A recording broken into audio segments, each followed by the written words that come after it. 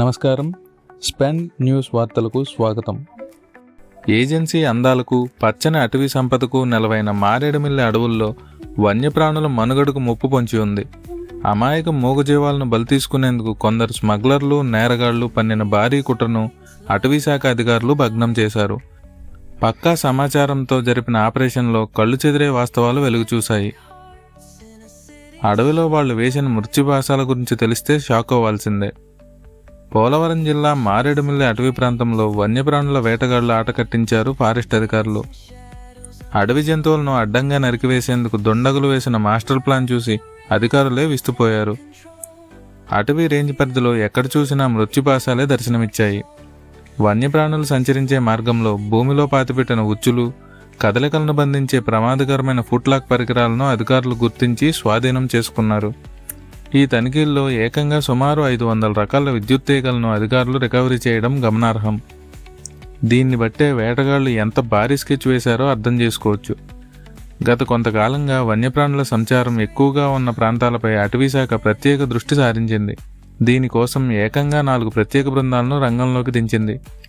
ఈ బృందాలు రాత్రింబవళ్లు అడవిలో చేసిన నిరంతర జల్లెడ వల్ల ఈ భారీ ముప్పు తప్పింది.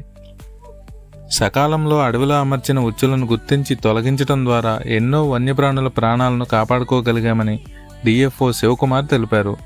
ఈ ఆపరేషన్లో ప్రాణాలకు తెగించి అత్యంత చాకచక్యంగా వ్యవహరించిన అటవీ సిబ్బందికి డిఎఫ్ఓ ప్రత్యేకంగా అభినందనలు తెలిపి రివార్డులను అందజేశారు. నమస్కారం అందరికీ.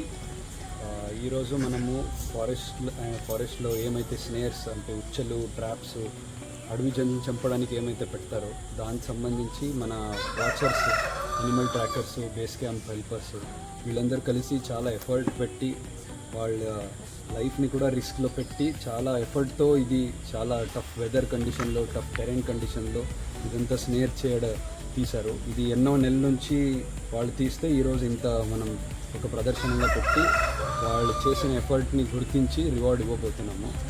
సో వీళ్ళందరూ మన watchers, helpers, base camp helpers and animal trackers and my range officer FRO Maredumilli వీళ్ళందరి కంబైన్డ్ ఎఫర్ట్ వల్ల ఈరోజు మనం ఇంత ఉచ్చుల్ని తీయగలిగాము. సో అడవికి రక్షణగా నిలవాల్సిన బాధ్యత అందరిపైన ఉందని, వన్యప్రాణుల వేటకు పాల్పడితే పీడీ యాక్ట్ కింద కఠిన చర్యలు తీసుకుంటామని అధికారులు గట్టి హెచ్చరికలు జారీ చేస్తున్నారు.